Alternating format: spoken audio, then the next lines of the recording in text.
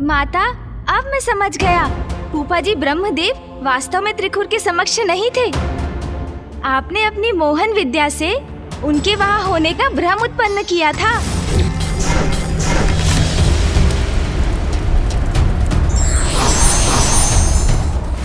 किंतु माता, आप त्रिखुर का मस्तिष्क किसी के स्वर अथवा किसी अप्सरा के माध्यम से भी तो नियंत्रित कर सकती थी। फिर आपने ब्रह्मदेव का ही भ्रम क्यों उत्पन्न किया? त्रिखुर पूर्व में मेरा भक्त था, उसने मेरी तपस्या की थी। इसके लिए आवश्यक था कि त्रिखुर मेरे उस स्वरूप को देखे जिसके प्रति कभी उसके मन में सम्मान था, जिस पर उसे विश्वास था। देवी बगलामुखी त्रिखुर के मस्तिष्क को नियंत्रित नहीं कर रही थी। उनके द्वारा त्रिखुर को मोहन विद्या से प्रभावित करने का एक और बड़ा कारण था। उसके अहंकार का नाश कर उसे सन्मार्ग पर लाने का एक अवसर देना था। फिर क्या हुआ माता? फिर त्रिखुर ब्रह्मदेव को अपने भवन में ले गया गणेश।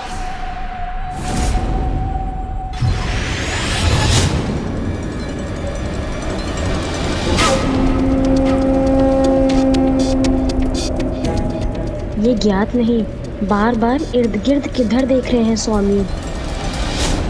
मुझे तो बस इतना ही स्मरण है कि वो नन्ही परी स्वामी के निकट आई और अदृश्य हो गई। मेरे विचार से ये उसी माया देवी का किया धरा है जो आकाश में प्रकट हुई थी।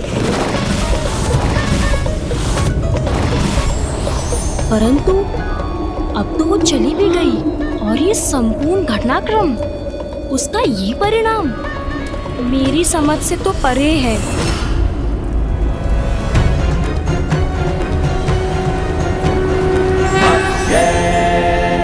उच्चाटन, उच्चाटन, उच्चाटन।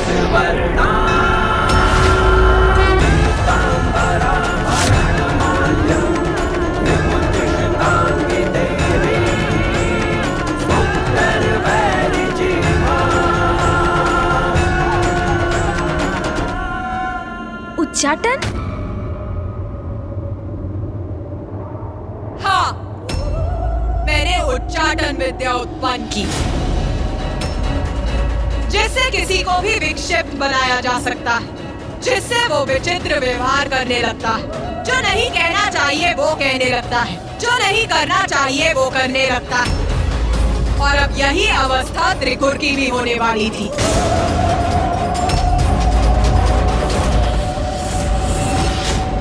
आओ देखते हैं क्या हुआ। स्वामी, आप रुक क्यों गए? आप कुशल तो है ना?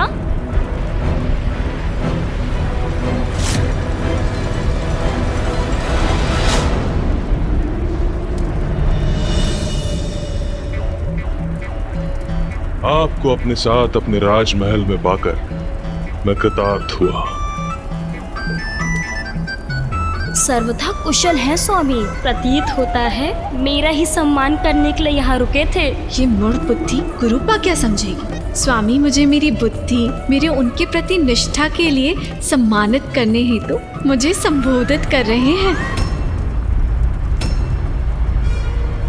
आइए, मैं स्वयं आपको राजमहल के भीतर ले चलता हूँ। अवश्य असुर सम्राट, अवश्य। मेरा इतना सम्मान, किंतु ये तो होना ही था। इसी पल की प्रतीक्षा तो मैं कब से कर रही थी।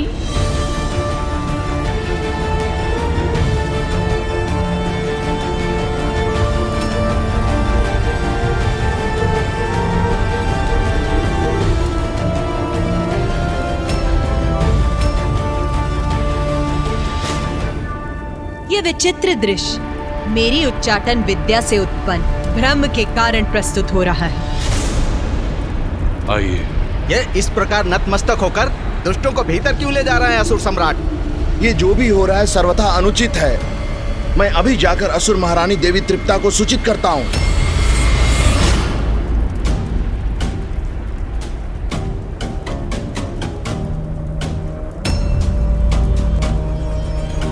आपके राजभवन में आपका स्वागत है। आहा, मेरा राजभवन। इतना कर्ण प्रिय संवाद, मेरा इतना सम्मान, अति आनंदित हूँ मैं आज। असुर सम्राट त्रिखुर की जय हो, असुर सम्राट त्रिखुर की जय हो, असुर सम्राट त्रिखुर की जय हो, असुर सम्राट। बस! मात्र मेरी जय जयकार क्यों कर रहे हो तुम? इनकी क्यों नहीं?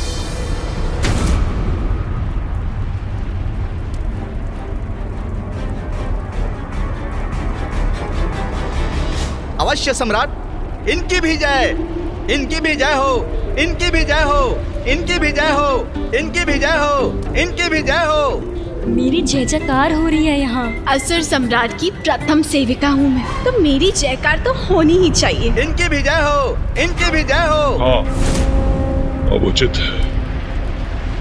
आइए, आप अपनी राजसभा में प्रवेश कर अपना स्थान ग्रहण करें।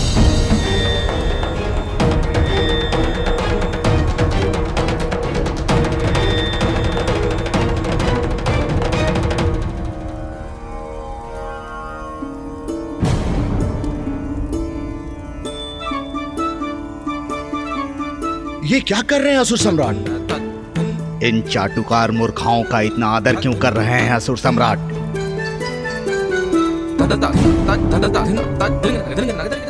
आइए,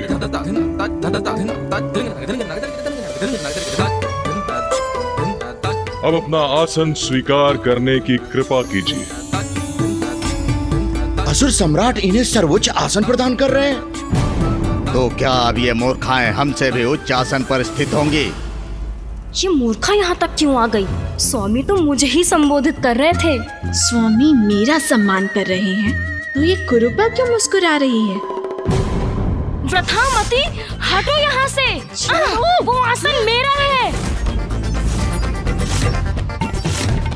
स्वामी मुझसे बात कर रहे थे। कदापि नहीं, इस आसन पर सिर्फ मेरा अधिकार है। नहीं नहीं, तुम हटो मेरे मार्ग से।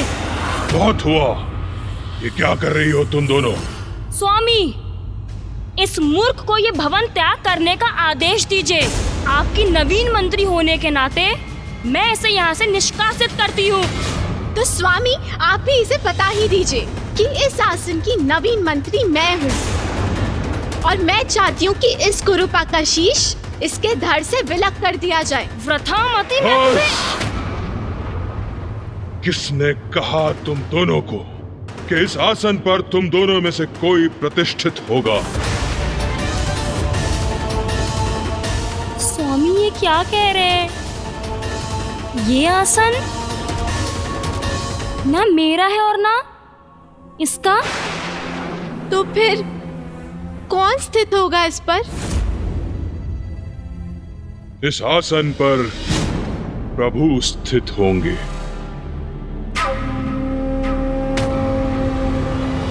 किंतु यहाँ तो कोई भी नहीं है। पर इस रिक्त स्थान की ओर क्यों संकेत कर रहे हैं स्वामी? क्षमा कीजिए प्रभु, ये दोनों आरंभ से ही भिन्न भिन्न उत्पात उत्पन्न करती रही हैं। परंतु आप चिंता न करें, आप आसन ग्रहण करें।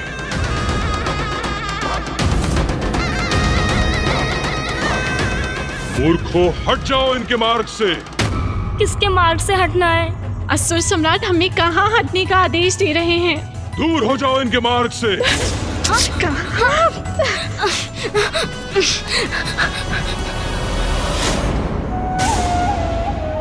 आइए प्रभु, आसन ग्रहण कीजिए। असुर सम्राट त्रिखुर को यह क्या हुआ है? मैं तो इससे ही अचंभित था कि वो इन दोनों मूर्खाओं को आसन पर बिठा रहे हैं, किंतु अब तो और भी विचित्र स्थिति हो गई है। वो किसी और को वहां स्थित होने का अनुरोध कर रहे हैं, किंतु वहां तो कोई है ही नहीं।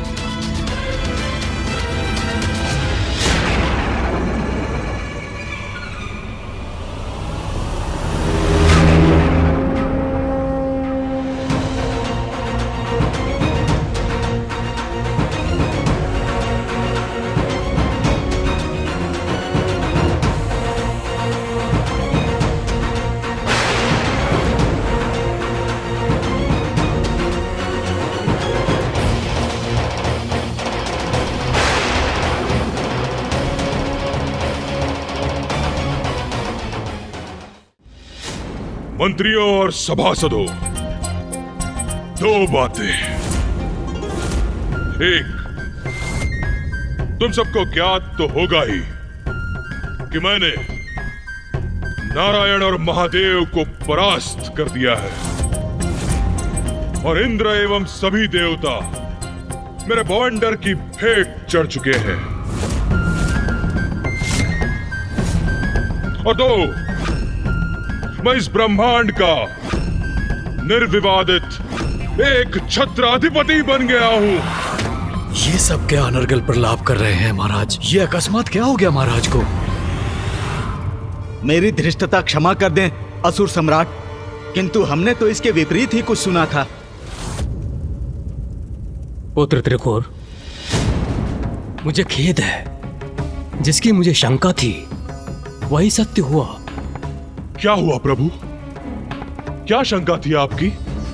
ऐसा क्या सत्य है जो आपको दुखी कर रहा है?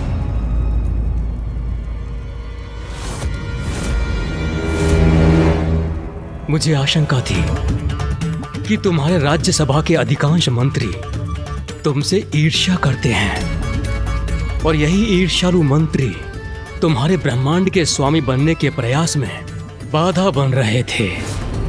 उचित थी मेरी शंका। मैं तुम्हारे राजकाज का निरीक्षण करने इसीलिए आया था कि सत्य ज्ञात कर सकूं और तुम्हें सावधान कर सकूं। किंतु प्रभु, ये शंका क्यों जागृत हुई आपके मन में, और ऐसा क्यों प्रतीत हुआ कि ये सत्य भी है? सत्य तो तुम्हारे समक्ष है पुत्र। तुम ब्रह्मांड विजेता बनकर आए हो और तुम्हारे मंत्री तुम्हारी इस महान उपलब्धि पर प्रश्न चिन्ह लगा रहे हैं। तुम्हारे कथन पर संदेह करने का दुस्साहस कर रहे हैं। हाँ, ये उचित है प्रभु। ऐसा तो कदापि नहीं होना चाहिए।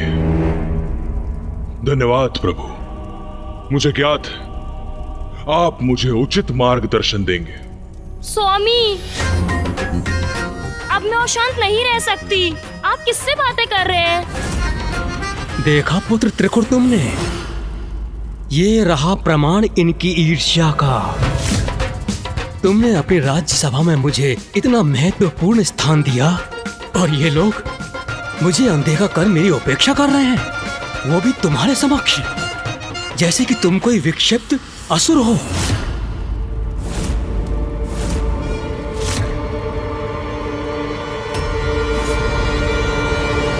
तो मैं ही दिखाता हूं इन्हें कि एक विक्षिप्त असुर क्या क्या कर सकता है। बस बहुत हुआ। दो बातें। एक, तुम्हारा अधिपति हूं मैं, सेवक नहीं। मुझसे प्रश्न करने वाले, मुझ पर उंगली उठाने वाले होते कौन हो तुम? और दूसरी, इनकी अवहेलना कभी नहीं सहन करूंगा मैं। सब के सब अभी के अभी नतमस्तक हो जाओ इनके समक्ष। किंतु असुर सम्राट, हम किसके समक्ष झुके, किसका आदर करें? आसन पर तो कोई है ही नहीं। इधर आओ।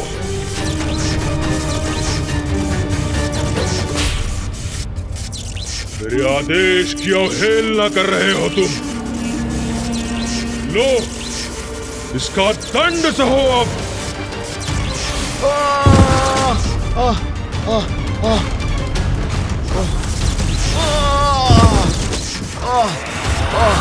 नहीं, नहीं, नहीं। बुद्धिमानी तो इसी में है कि स्वामी जो भी कह रहे हैं उसे शांति पूर्वक स्वीकार कर लो, अन्यथा ताड़ना झेलनी होगी। नवीन मंत्री की जय हो, नवीन मंत्री की जय हो, नवीन मंत्री की जय हो, नवीन मंत्री की जय हो, नवीन मंत्री की जय हो, नवीन मंत्री की जय हो, नवीन मंत्री की जय हो, नवीन मंत्री की जय हो, नवीन मंत्री की जय हो। कदाचित तुम दोनों इतनी मूर्ख नहीं जितना मैंने तुमको समझा था। जब से हम यहाँ आए हैं, तुम सभी दुष्ट मेरे प्रभु की अवहेलना कर रहे हो, क्योंकि मेरे प्रति ईर्ष्या से भरे हुए हो तुम सभी। और अब ताड़ना के भय से अचानक इन दोनों को वो दिखाई देने लगे। अब और कौन शेष है जिसे प्रभु दिखाई नहीं दे रहे हैं? बोलो। हाँ हाँ, मुझे भी दिख रहे हैं। दिखाई दे रहे हैं।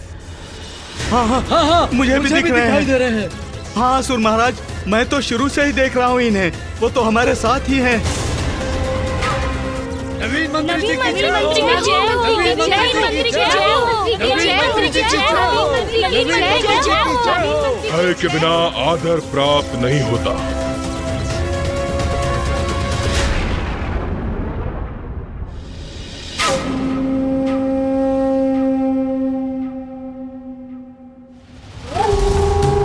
अब उचित मार्ग पर आए हैं ये सभी।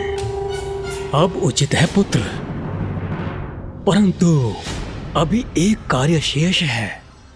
अब तुम ब्रह्मांड के अधिपति हो, इसलिए तुम्हारे राज्य के नियम और तुम्हारे मंत्रियों के कार्यभार पूर्व के समान नहीं रह सकते। इसलिए तुम्हें अपने मंत्रियों को नवीन दायित्व देने होंगे। उनका कार्यभार बढ़ाना होगा। अब संपूर्ण ब्रह्मांड का भार जो है तुम्हारे ऊपर। आप सर्वतः उचित कह रहे हैं प्रभु। अब क्या कह दिया उस महापुरुष ने? मैं ब्रह्मांड का सम्राट हूं, तो मैं अपने मंत्री परिषद में कुछ परिवर्तन करूंगा। सभी मंत्रियों को नवीन दायित्व दूंगा और इसका प्रारंभ होगा सेनापति से। युद्ध भूमि हो अथवा राजसभा, संकट का सामना सर्वप्रथम मुझे ही क्यों करना होता है?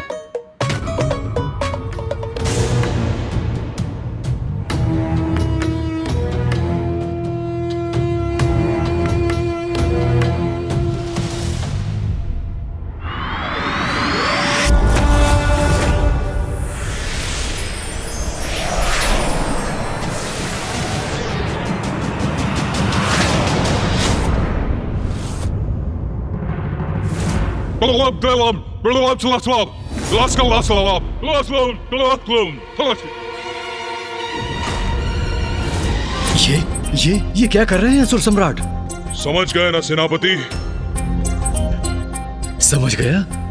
असुर सम्राट ने जो कहा उसमें समझने योग्य कुछ कहा था, किंतु यदि मैंने ऐसा कहा तो कदाचित मैं उनके हाथों प्रताड़ना का भागी बनूंगा। अवश्य असुर सम्राट, मैं सब समझ गया। मुझे अपने नवीन दायित्व स्वीकार है असुर सम्राट। सेनापति समझ गए, किंतु मुझे तो कुछ समझ नहीं आया। कदाचित ये मेरी बुद्धि की कमी तो नहीं? जी।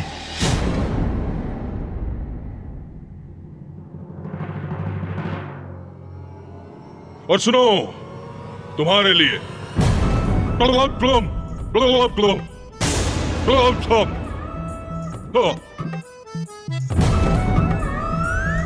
समझ गए ना तुम सब? जी असुर सम्राट, सब समझ गए। असुर सम्राट, सब समझ गए। जी असुर सम्राट। और तुम दोनों के लिए एक अत्यंत विशेष कार्य है।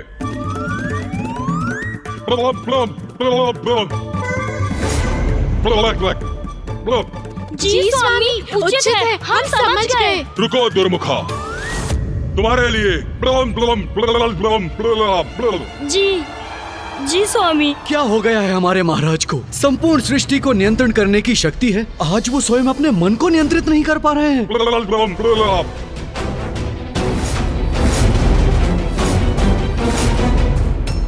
वो दुष्ट अपनी विक्षिप्त बुद्धि से संपूर्ण सृष्टि को संकट में डाल रहा था और आपने उच्चाटन विद्या का प्रयोग कर उसे वास्तव में विक्षिप्त बना दिया। किंतु अभी तो उसे और सीख प्राप्त होनी थी ना माता। वरदान की शक्ति तभी व्यक्ति के उद्धार के लिए काम में आती है जब उसका प्रयोग सकारात्मक कार्य के लिए किया जाता है।